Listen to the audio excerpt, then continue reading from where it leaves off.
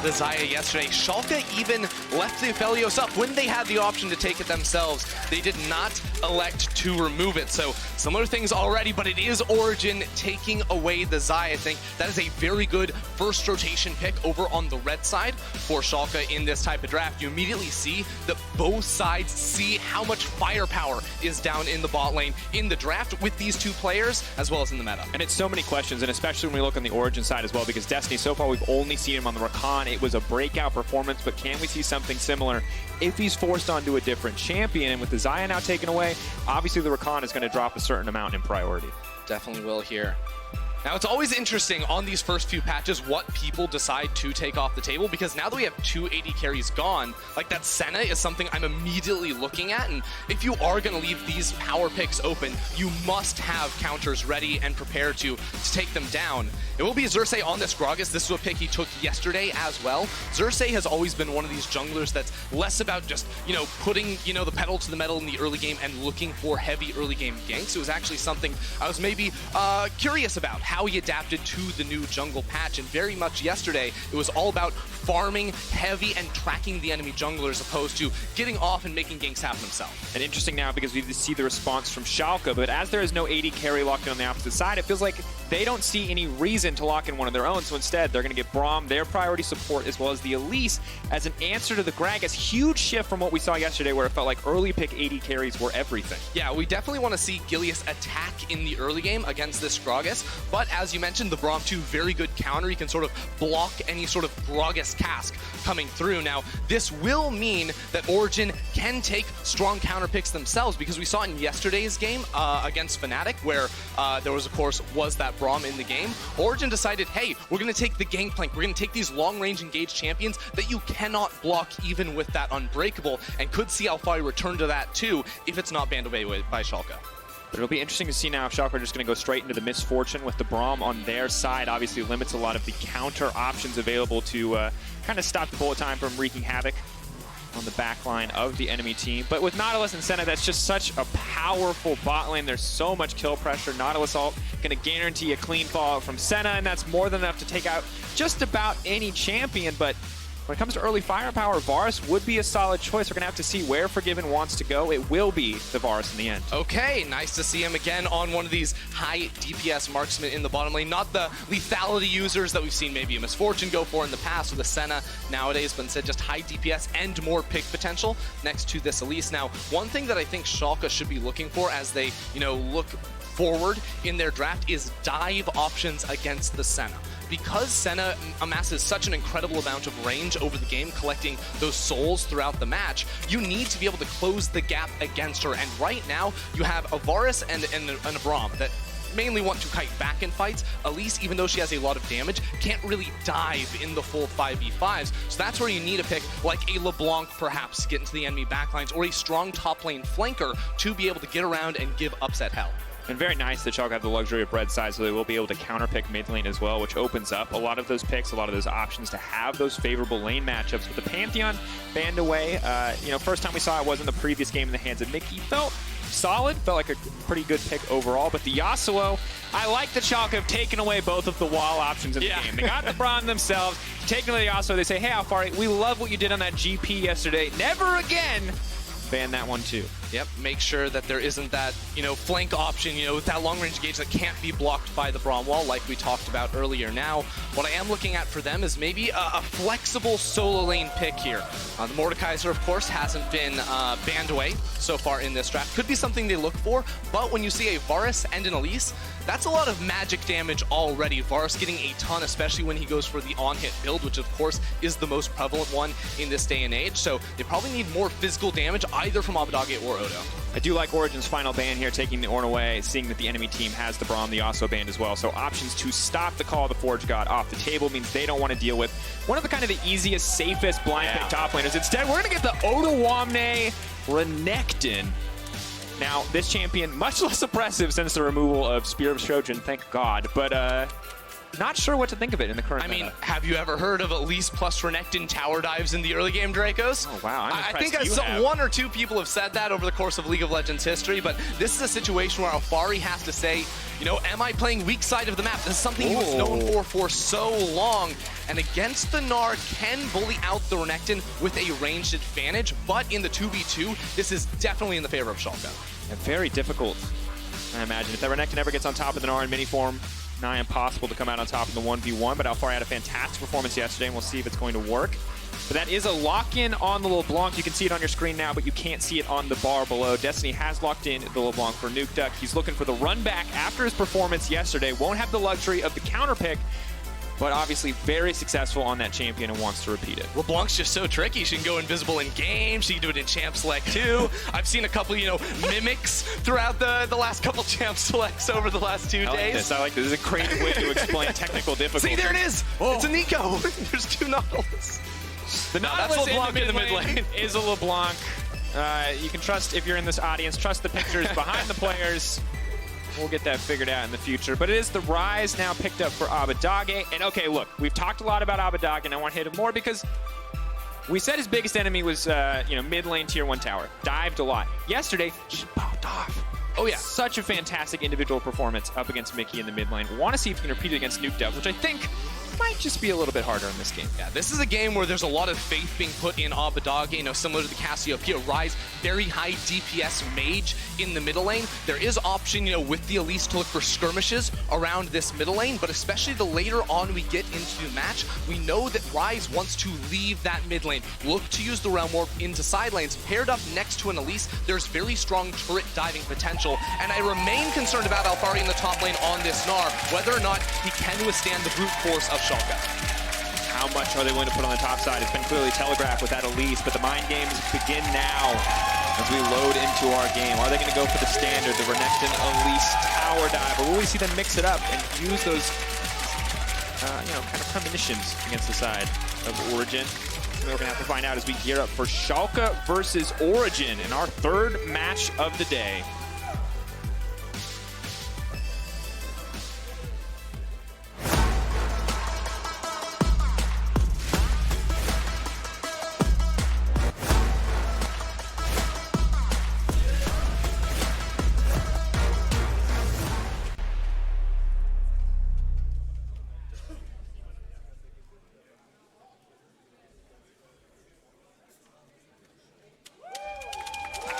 Oh, I love to hear it. A miscasting in front of this crowd. Ender, here we go.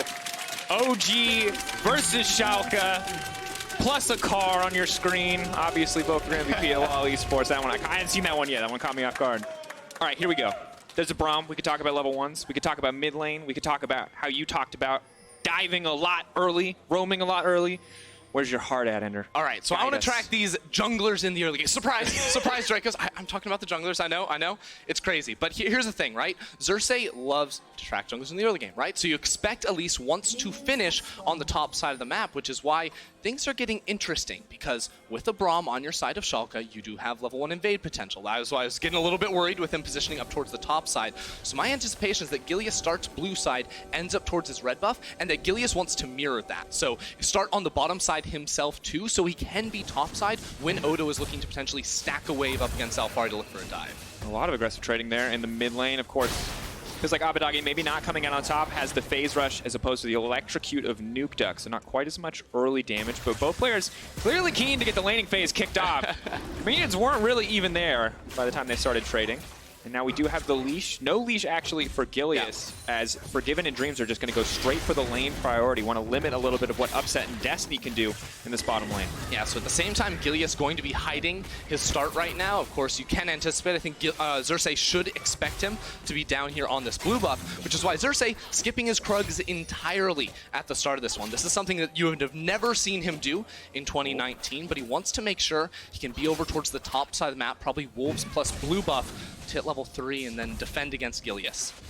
And Ender, I love what I'm seeing. Nuke Duck and Abadage trading to 50% health before Abadage even hits level 2. It's a similar story on top side between Alfari and Otawamne.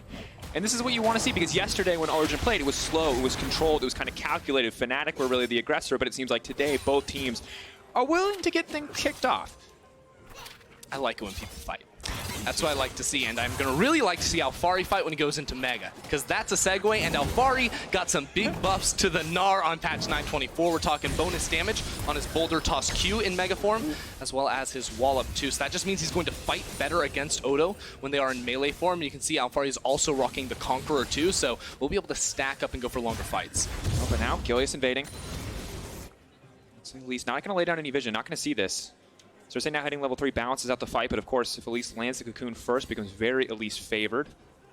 Gilius, it seems like, not quite sure where to go. See, this is Xerxes mind gaming, because he knows that it's body slam flash. That's going to be 3 stacks. It's Hyper on his first blood, and now Nukeduck's going in 2. He says, I want a little piece of the action. He's burning. He's burning. He's burning. He's fine. Just 1 kill in the favor of OG. Look, this is why Xerxes is one of the best junglers in the LEC. I love to see it out of him. That was a blind. That was he was going for it. He was risking it. Into the bush, see if he can make it happen. Gilius is going to pick up both crabs, but this was so good from Xerxes because he wasn't even necessarily looking for that gank in the top lane. He just knew that Alphari's wave was pushing away from him, that Alphari was vulnerable to a gank, and was able to pull that off when Odo went way too over-aggressive, thinking that he was safe, because Gilius had just walked into the topside jungle, and Xerxes' camps are down, so it makes sense that Xerxes started up there and went down to the bottom, but they lost track of the fact that they knew Upset and Destiny had leashed for Xerxes, and that's how Odo gets killed. And I love it because the thing we talked about is where's Elise going to dive? Which lane is Elise going to shut down? And already 2 lanes with massive advantages in the favor of OG, and those options, those windows of opportunity are going to start to feel less and less frequent for Gilius and the side of Schalke. So really just fantastic start. 500 gold really does not show how much of an advantage this is for Origen. Abadage, rather, able to walk in and place that pretty deep ward. This is going to be important for them, because again, now Xerxes already gotten that first blood in an early game matchup that was not supposed to be favorable for him. It's a big trade top lane, actually. Fighting in the wave, not too bad for Renekton. Obviously gets the extra healing off Cole the Meek, but the leap forward, the wall going to be dodged out. How far can the toss? That's so close overall. Has the extra Dorans, will have a bit of sustain, but Odoamne holding onto that rage, knowing he can instantly heal up off the wave. It will force Alphari to back away. I don't know if he saw Odo's shadow or something, but that Q was not even close, Dracos. He was predicting. It would have been a Reddit highlight if he hit it. He took the risk, and instead it just goes on as a meh moment in the history of Alphari. I do like this look from Gilius. Look how this wave, a lot of ranged minions stacked up for Nukeduck, so trying to push it back, but then Abadage clears the entire wave. They decide we don't want the gank instead, and now Abadage will be pushed up a little bit without a jungler. And as we check in across the map, top lane obviously going fine for the Gnar. Range working out. Once Renekton hits level 6, it's going to be a pretty big deal. But the Cole now comes in for Alphari. He's just looking to maximize gold as well as add a bit more sustain. Knowing that as long as he's at full health, it's actually pretty hard for Renekton on this patch to 100 to 0 him without any additional support. And Xerxes covering, taking away the Blast Cone, laying down a little bit of vision, making sure that Alphari is still safe. Xerxes constantly getting around Gilius right here, stealing away the Raptors. Alphari has flash, so he should be able to dodge this one away. Odoamne can get the setup here, though. Alphari, he can bounce across minions. He's going to double bounce. Gilius going to come out. Cocoon will connect. Odoamne double dash through. The stun follow-up is there, but the flash away will take Alphari to safety. Going up, coming down. Xerxes with the Predator active. He's going to go for Gilius now, knowing that he's already used the repel. Gilius now in trouble. The auto's coming through. The boomerang! It goes just short, and now Odoamne's in the thick of things, but the Mega Gnar is coming in. They have to be careful. Dreams is on the way. The Q flash forward. Xerxes going to go down here. Alphari, he doesn't want to turn. He doesn't want to risk it. Dreams stepping forward. Concussive blows are not going to get proc, but that was an excellent roam from the Schalke support. That roam from Dreams, he just walks the entire way with the hook. How did he hit that? Right through the minion wave, but no, still Nukeduck not going to connect on the snare, but action after action here in the midst of OG versus Schalke. It is just not slowing down at all, Nukeduck! That's an ignite. I don't think he's going to get away from this one. There's no Guardian, and there's no more life for Abadage. Nukeduck out for blood right here. That's the second time he tries to go for the kill underneath the tower. This time the ignite is able to burn him down. And now Forgiven stuck in the bot lane without his support. He can't even farm the wave. And now we take a look back at this one, and you respect the effort here. They get the flash. It looks like it's starting so well, but here comes Xerxes. Yeah, Xerxes comes around, and this is good, right? Because as you said, Repel is down for Gilius, but Gilius still has flash, and then it is Odo. Body blocks the Q, so it doesn't actually hit Gilius. Would have certainly been the kill, and if you were tracking Dreams that entire fight, he started off looking like he was wanting to roam towards the mid lane, but the second they see that gank go down and Xerxes look for the flank around, he immediately repassed into topside. Here we go. Oh no, Abadage! Oh. It was clean. When I saw it the first time, I thought it was one of those questionable hooks where it looks like a minion stepped out of the way mysteriously at the last second, but no, that was clean right through the minions. Now Abbedagge thinks he has a support coming, but does not respect the damage and definitely doesn't see he's praying for Guardian. He's like, please, please, Yeah. please, please, please, but nope. Already used on the top side of the map. Abbedagge will pick up the blue buff. And the interesting thing is when we talked about this matchup, when we talked about these two teams, of course, everyone was excited for Forgiven versus Upset.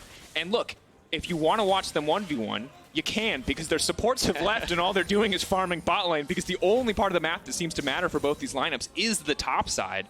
Well, Xerxes level 6, so he wants to fight right now, especially if they get their eyes on Gilius that's only level 5. Destiny's here too, and Abbedagge lost his flash in the last trade. This is really good wave manipulation by Nukeduck. You see how he just keeps the minion wave right in front of his tower. There's no chance for Abbedagge, a short-range mage in this Rise, to step up and wave clear. He needs time to be able to burst that wave down, so he's just going to end up getting denied a ton. Ooh, but the swap now coming in, and I love this. Forgiven on the top side. This will guarantee the Herald as they have the man advantage here. Really no way to contest. Alfari, if he sniffs this one out, will be fine, but has to be careful. That's the lockdown. Dreams, they're going to be able to get the follow-up. 2, 3, and 4 on the concussive blows. Mega will not come in time. Alfari trying to bounce to safety, but that's another kill for Schalke. This is an uncharacteristic mistake from Alfari, though. So typically heralded as being a very strong weak side player, but it is once again the roams of Dreams alongside Forgiven who lands that Chains of Corruption, and now it's OG sort of on the back foot. They were pushing first down towards bot side, but Xerxes will come out on top.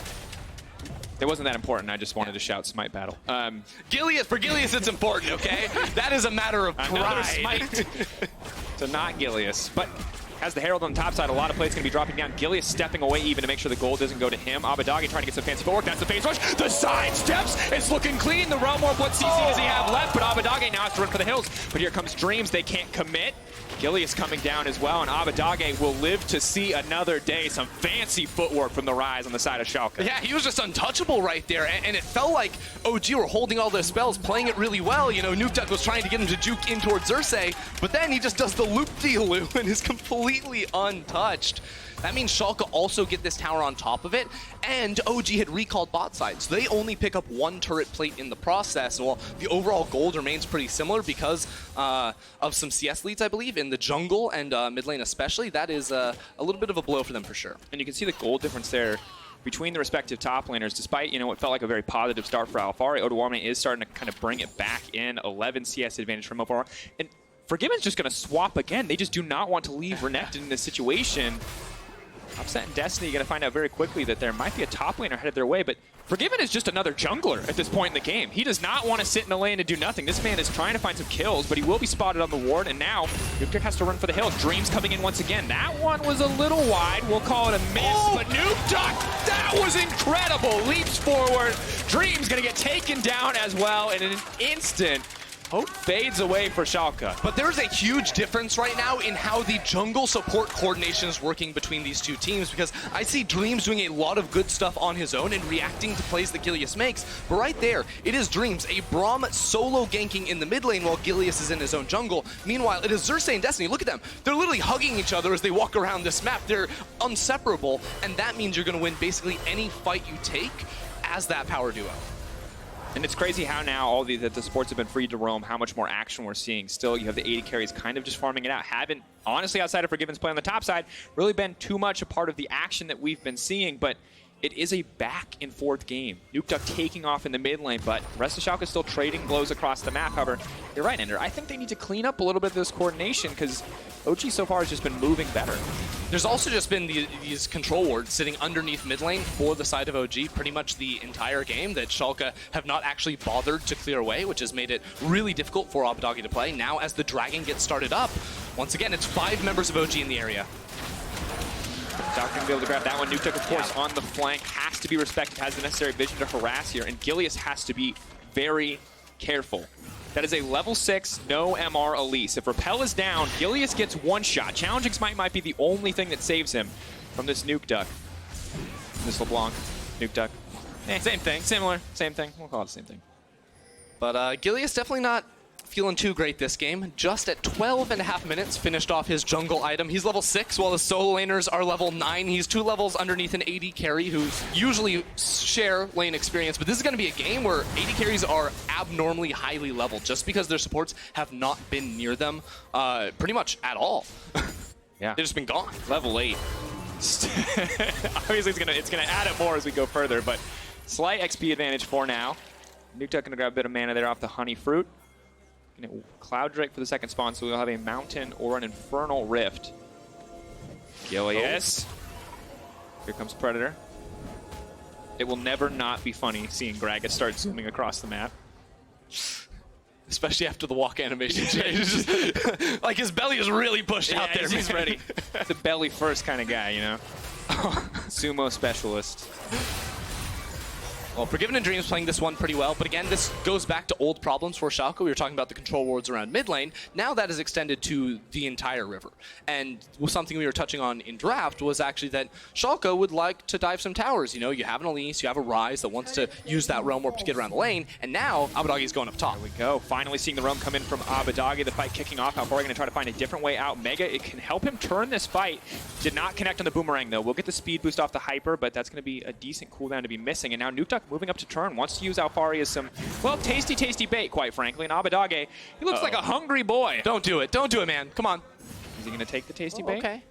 He will not take the bait. They are going to make it out safely. Operation Save Private Alfari has been successful.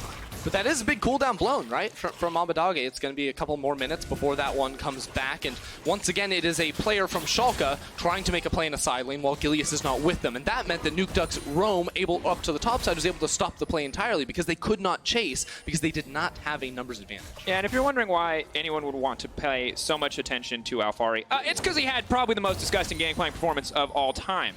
This man was an absolute monster, and while they did take that away, shutting down this guy in the game has to be proven to be quite strong. And on the opposite side, while we did see a very strong lane performance from Odoamne, obviously solo killing Expect, building a good CS lead, building a good gold lead for himself, it didn't transition into anything else. So now I've got my eyes on Odo to see what he does as we get later and later into this game, as we get out of this lane phase, and see if he can make this Renekton feel really impactful. Yeah, and that's sort of my concern for it because I was expecting him to already have a lead coming out of this play. And yes, he's put there have been some resources put into him, but it's dead even in CS. They didn't actually make those repeat plays onto the Nard like I was maybe expecting here. And as we know, especially versus champions like a Senna, a Nautilus, tons of CC over on the Origin side, it can be really difficult for Odoamne to have an impact in teamfight just because he gets kited out. So he's going to need to be able to come in on a flank to stop that one.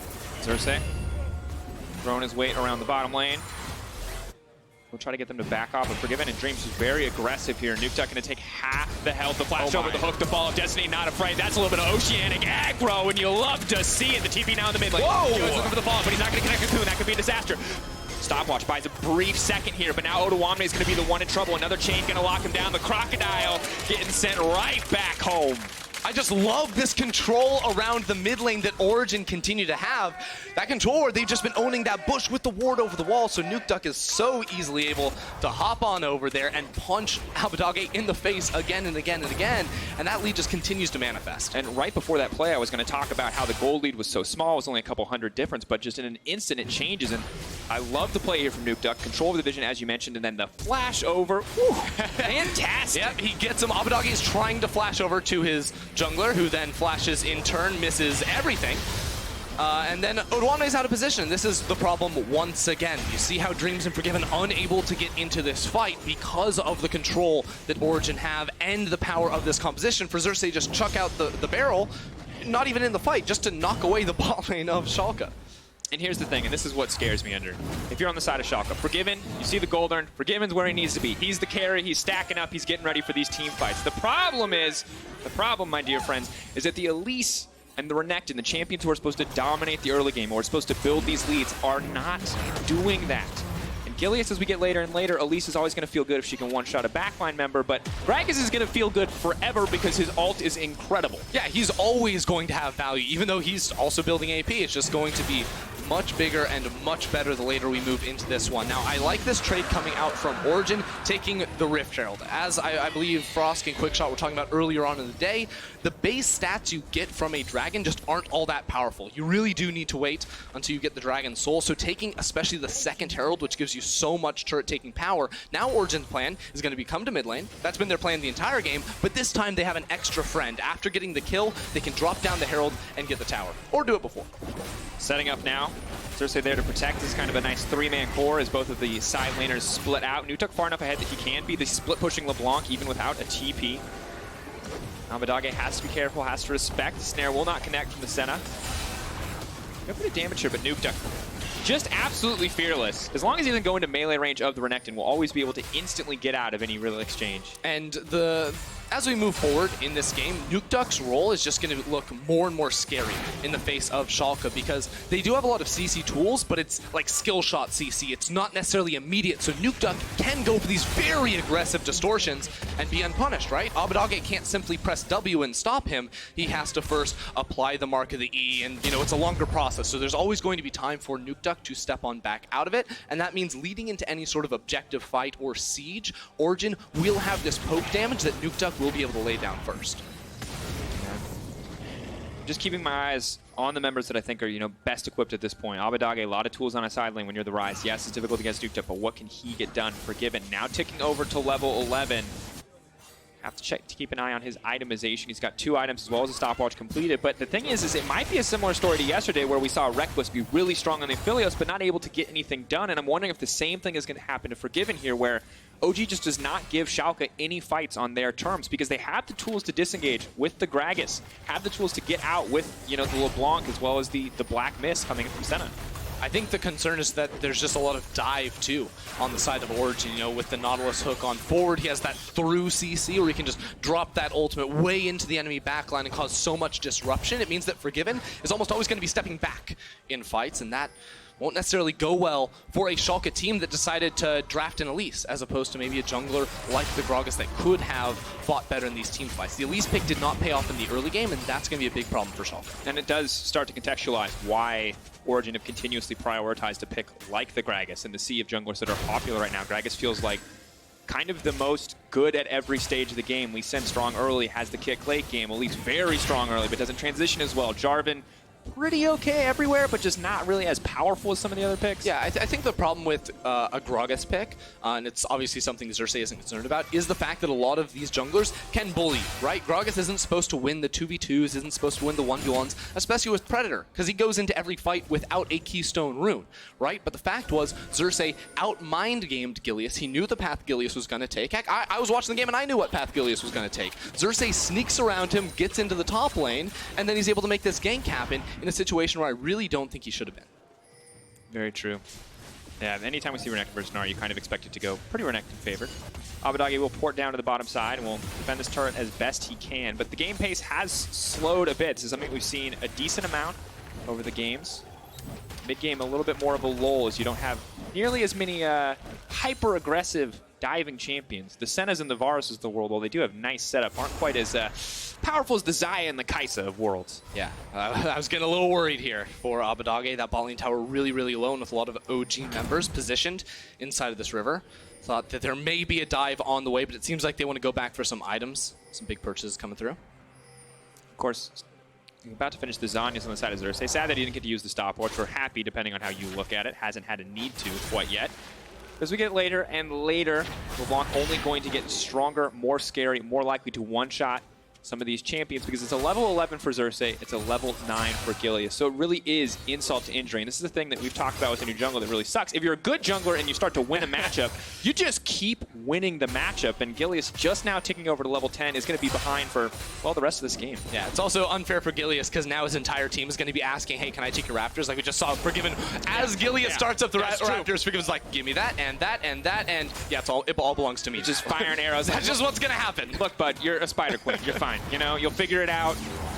Oh, Fari just going to jump over that one. Bit anticlimactic in the end, but Gilius wants to continue to chase, and once again, Dreams is here. This is kind of the teamwork we were talking about, trying to get Dreams and Gilius on the same page, but does not work out this time around. Will force the flash. Yeah, so I understand this move from Schalke because Origen very clearly were posturing to get mid control and set up for a dragon in about 5 seconds when it does spawn. Now, though, they're getting inside Schalke's jungle just because they have vision on the enemy team, and Schalke aren't really comfortable to contest this dragon at the moment. They're like, we can go ahead and give that one up, but Abadage should not be this far forward. Abadage running. Phase Rush not going to do a lot when you're already chained to the LeBlanc, leaping in, leaping out. Upset comes in with the heal.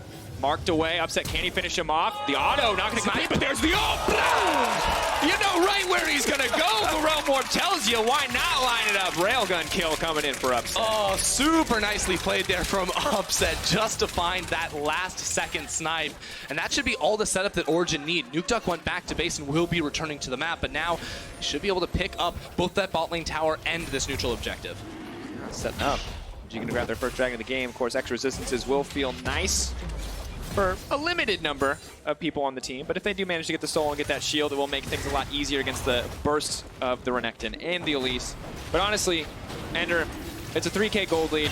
The team that was supposed to kind of, I think, win out on early game on the side of Schalke hasn't been able to do so, and now it feels like Origen's game to lose. If they keep playing slow, if they keep limiting options for Schalke, they are definitely the favorites. Yeah, I certainly agree with that. There are good things going for Schalke, right? You know, you have a really powerful backline duo with the Varus plus Ryze. That's a ton of DPS you can throw out. So if Dreams primarily is able to buy space in the backline, those guys should be able to melt a front line of a Gnar, of a Nautilus. They should be able to cut through those. My concern then comes with all the dive potential of the LeBlanc to chunk them out, to zone them away from these fights. And also the fact that this is a mountain map. Right? So now Alfari has more walls that he can throw Schalke into. It's so funny because I was going to talk about how Destiny has more walls to block his hooks and how that was going to be a bad thing. But I think you're right. The Gnarl might be more important than the not hook as we get later. Yeah, not just has more options, you know, to jump to. Yeah, he can spider knot his way easier. More escape options if you're looking for the positive. And we look at it. So it's interesting. One of the things that we talk a lot about in the offseason is kind of champions, dealing with new champions, interacting with new champions, because you're more balanced because you've been on the playtest team. So when I'm like, this is OP, you're like, okay, wait, but let's talk about it. Yeah, and I'm very frequently like, this is OP. So Senna, speaking of, interesting champion. But one of the things that I loved this game, Ender, is we talked a lot about how, like, when she's winning lane, she stacks up souls, she's so hard to deal with. But the nice thing about Forgiven and Upset being isolated through the entire laning phase was Upset's not doing great in the terms of the soul department. He's doing okay, but by no means is he pulling ahead. He's not getting a ton, and as we know, those souls are huge as you move later and later. Yeah, and you also are going to pick up a whole lot of souls off of neutral objectives, off of jungle camps as well. So Origen, who were primarily controlling Rift Heralds throughout the early game, you know, they took both of those, weren't able to actually give them a couple extra right there. And of course, when you are playing the bot lane Senna, not the support Senna, the ADC Senna, you're going to pick up way fewer souls than if you were on the support option. Destiny waiting in the darkness. Black Mist has been used. Sending the rest of the team on the way in. Just going to heal up, though. Good denial there by Gilius. Lands a Cocoon.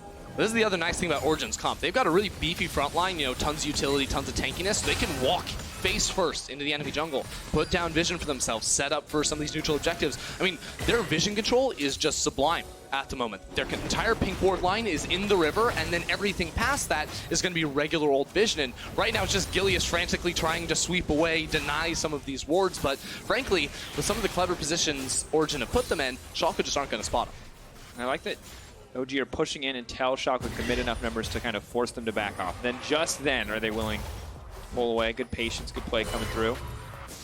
Is Upset going to stop his back for the soul? No. This man does not care about an additional 1 AD. So much. He's 3 away from getting more range. Yeah. Do you have any like insight you want to share with people at home? Since there are many, I imagine most people are seeing the champion banned, but if you're like me, you're trying to abuse it every chance you can. Well, pull it out. The more souls you get, the better. Oh, that's great. Yeah, that's the big one. Talk about how 20 souls is important. All right, so every 20 souls. There you go. That's the one I was trying to set you up for. Souls are important. Thank you, Ender. Thank you. Who would have thought? Upset just picked himself up a soul. When you get 20 of those, you get 25 bonus range. You get some extra crit chance. When you exceed crit chance, turn in some lifesteal. You're basically a stat master. There you go. The more things you hit, the more stats you get, and then eventually you're a longer range than the enemy tower. And you can hit towers and they can't hit you. Wholesome 2020 gameplay. Yeah, and this is the tough thing here is I really hate always being an Elise when you're behind, and I think it's just so hard because Gilius now, he's in this position where he doesn't get to itemize more flat magic penetration. He's optimizing itemizing Rylai's for the slow so he can chase people down a little bit less, more health rather, so he doesn't get burst down, and things are difficult. This is the slow chokeout that we saw against Fnatic yesterday. It feels like Schalke are experiencing the same thing.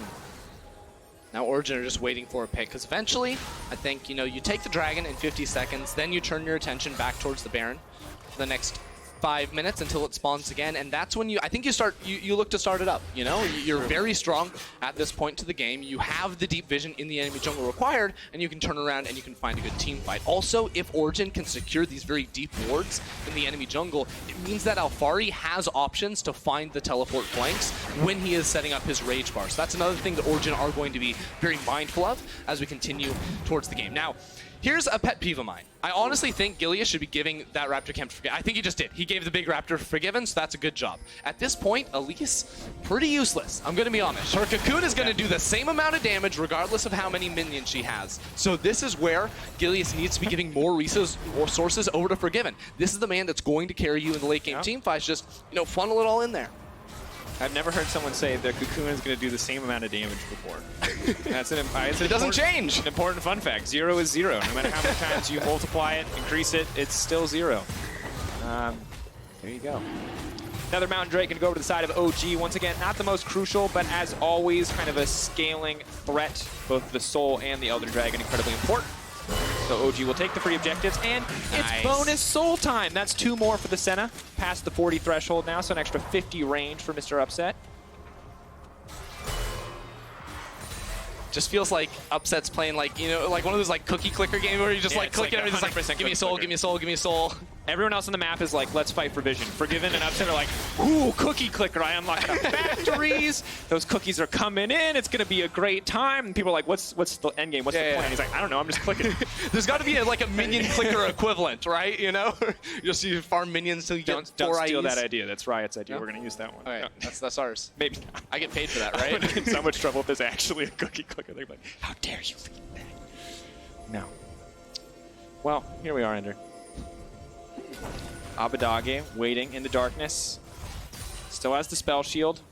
Speaking slowly because we're clearly in a lull state. We have to milk this one for time. So like, here's the thing, right? Like in LCK, they call it a lull state. Yeah. But it's not funny at all. Yeah, I was gonna say, like, can we start calling it like the Keck W state or something? Like, that's just the strictly superior emote. Not a fan? Why must you embody Twitch chat? Look, I know what they're saying right now. I know what they're saying. See, I played them all. They're sheep. Each and every one of them. They're all doing it. Wake up, sheeple. Ender doesn't have your best interest at heart. I'm just an emote farmer. There you go. Still only a 2K difference.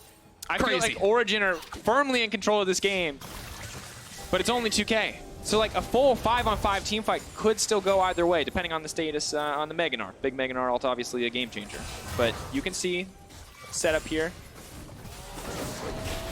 Dreams. Not going to commit to that one. Actually, still some good damage coming from Gilius. Oh no, don't bring back the ward cheers. Look, you have Keck W's, the audience has ward cheers. We all have our ways. See, I was going to say, maybe we start playing the game where we start counting Upset souls, right? It's like, maybe at this 20th soul, that's when Origen want to fight. That's my favorite kind of analysis, where you're like, this is what the player's thinking. The player's like, I'm going to farm, and we're like, at this exact moment, he's calculating how he can push the wave, what cannon minion. See, he waited to auto that cannon minion, and that's important because that's going to give him a quarter-second advantage on moving in to the Baron pit. So you know the big brain thing, right? Is Upset, he's about to hit 6 items, right? He's pretty close. Once he hits 6 items, he stops farming, and then the soul rate goes from like 1.2% to 20%. That's actually... That's like...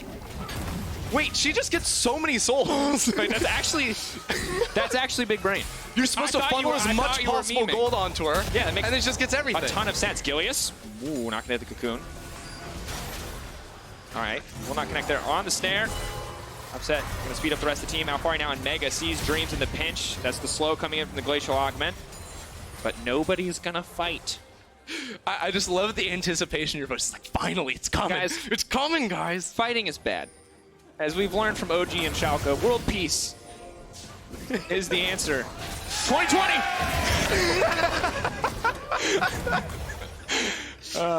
Honestly, this is just... This is what we call AD carry deterrence, right? Both AD carries are so strong, if anyone pushes the button, it just explodes. If we go any deeper down this rabbit hole, someone's going to get mad. All right, but I agree. Here we are. Alphari Doing a lot of damage with traditional split push Gnar build. If you were absent in the seasons, pretty much 2015 when this was really oppressive, it was so hilariously broken that both those items got nerfed. Kill the ward. No, violence is bad, guys. The wards, though, that's fine. That's why it's... Wards are people, too. No, what? You're really grasping at straws, my friend. Now, coming up, it's Misfits versus Fnatic later in the day. But it might be a while. But it might be a while. 33 minutes in. And the thing is, I don't want to talk like this is not the wrong way to play the game. That's the important thing to understand. This is kind of just the state the game is in.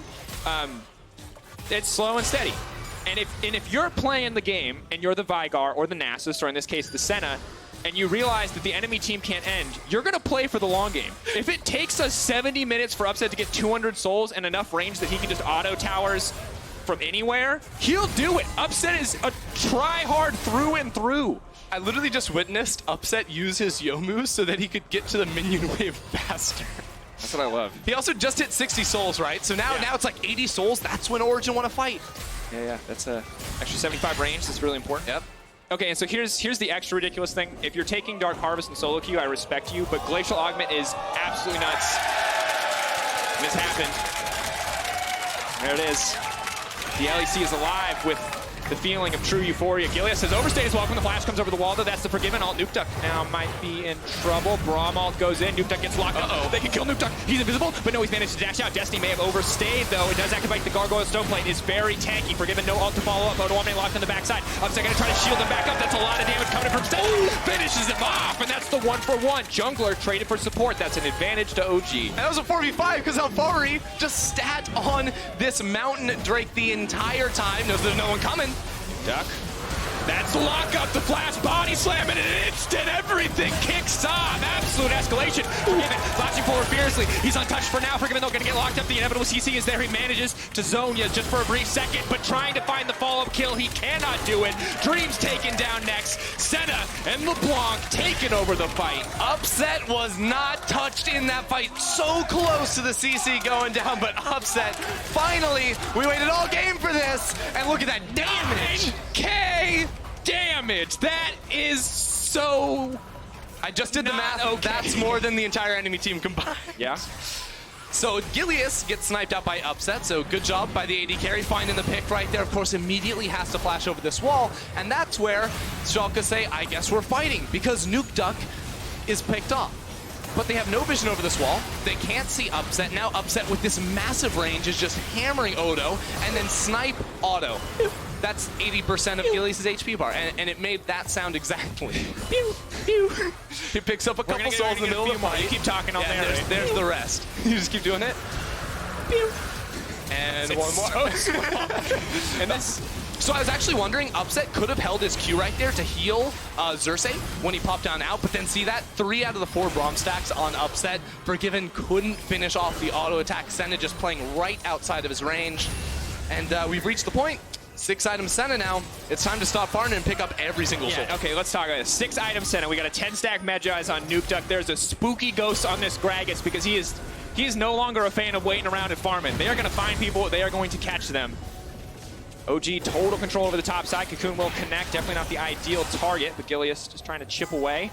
Baron has to be the next objective on the table for the OG lineup, but with the power of the Black Mist, they can just run face first in the enemy team, and that is a lot of damage. Dream's ult going to be wasted there as he tries to defend Forgiven. Yeah, so Upset has so many different things going for him right now. I mean, obviously, right? But the rapid fire cannon with the bonus range as well as Yomu's means he can close the gap. He can auto you pretty much anywhere, and all it takes is one fat crit like that onto Gilius that can then lead to OG turning around and looking towards the Baron. And as I say that, I realize OG are never going to start the Baron because they haven't started the entire game. They know they outscale, and they're just going to wait for Schalke to make a mistake. Black Mist comes in, Alfari not going to connect there, but Dream's now in trouble. He's going to be Braum wall in the wrong way. Upset now, unstoppable. Snare will not connect. Can we get a soul check? Can we check on the soul? Yep, checking the souls. I think we're probably past 87. 87. That's an extra 100 range. Oh, we got another one. Destiny's going to land that hook. There's no way they can win this fight in the pinch, but maybe Forgiven, maybe enough damage, but Nuke Duck on the side is just going to delete Forgiven in an instant. Rail gunned down just like that. Upset. Going to grab another kill. Odoamne can get nothing done. Senna so oppressive in these fights. The setup is there for NukeDuck, and OG going to take another exchange in their favor as this inhibitor tower is just next on the menu. Look, we've seen it game after game this weekend. Range wins games. OG are just walking at Schalke. Schalke can't hit them back, and they're going down. Forward shutdown onto Abadage. Questionable is 05 how he has a shutdown. I guess he's been farming a lot, but it was a close game. OG coming out just a little bit on top in the early game seems to have spelled disaster now as Dreams just desperately tries to clear the creep wave. The Spooky Ghosts will come in. Upset is going to be able to free fire into the enemy fountain with all this bonus range, and that is going to be a 2-0 start for this OG lineup. They finish off their week 1. And I really feel like this game in particular taught us a lot about Origin, right? We knew this team was going to be good, but this team is cautious. They are by the books as you can get, right? They never even started up the Baron in that game. They just waited for Schalke to miss position and then abused the range and utility advantages in their composition to make it so they never looked like they were going to lose that game. And it really, to me, felt a lot like the only time we saw them, early game was early game. You know, we saw, I think, Xerxes path very, very well, kind of mitigate anything Gillies was trying to do. But as we moved into mid-game, this is where it got interesting because it felt like, you know, they weren't ever going to punch. They were just going to put their face really close and hope that you would go for the swing and then hit you the second you did. They were just waiting for that mistake, waiting for that moment.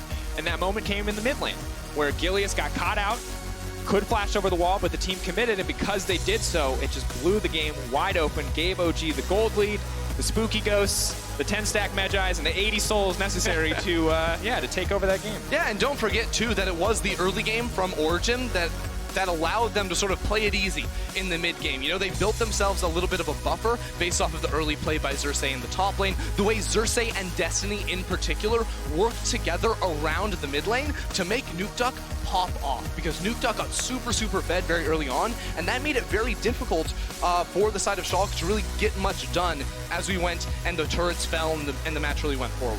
Well, as we look at it, hop onto Twitter at LEC is the place. Our key player of the game. You can choose from NukeDuck, Upset, or Destiny. Xerxes may have brought the early game in, but the rest of those three brought the game home for the side of OG. So, mid laner, bot laner, support, let us know. You can give it to Upset if you want, but I'm gonna say probably NukeDuck. Probably NukeDuck. Obviously, the last 10 minutes certainly do look like a montage for the Senna. But I mean, Upset definitely got a lot of attention in this game from us. You know, that was basically the only thing we could do was count and see how that high that number could get. So we'll see. Have to find out. Well, after the break, Destiny is going to be joining us for a closer look at this game. So be sure to stay tuned.